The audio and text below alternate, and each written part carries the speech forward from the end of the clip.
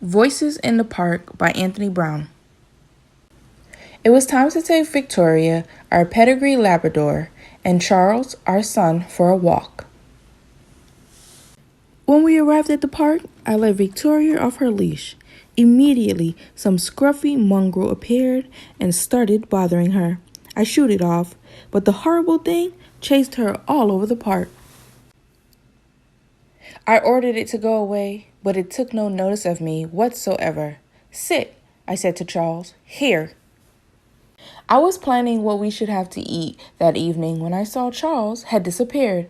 Oh dear, where had he gone? "You got some frightful types in the park these days," I called his name for what seemed like ages. Then I saw him talking to a very rough-looking child. "Charles, come here. At once," I said, "and come here, please. Victoria." We walked home in silence. Second voice. I needed to get out of the house, so me and Smudge took the dog to the park.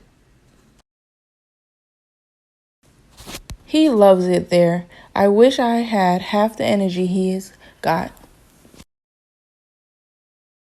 I settled on a bench and looked through the paper for a job. I know it's a waste of time, but you've got to have some hope, haven't you?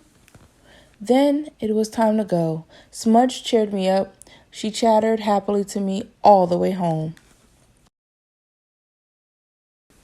Third voice. I was at home on my own again. It was so boring. Then my mother said that it was time for our walk.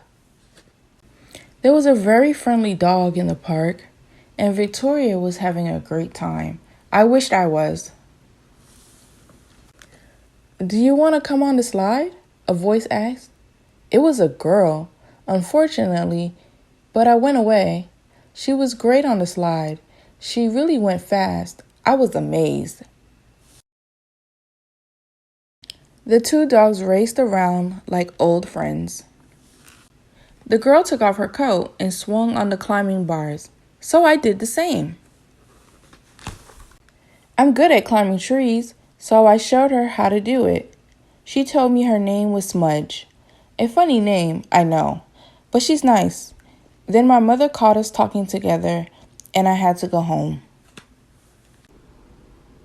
Maybe Smudge will be there next time. Fourth voice. Dad had been really fed up, so I was happy when he said we can go take Albert to the park. Albert's always in such a hurry to be let off his leash. He went straight up to this nice dog and sniffed its backside. He always does that. Of course, the other dog didn't mind, but its owner was really angry. The silly twit. I got to talking to this boy.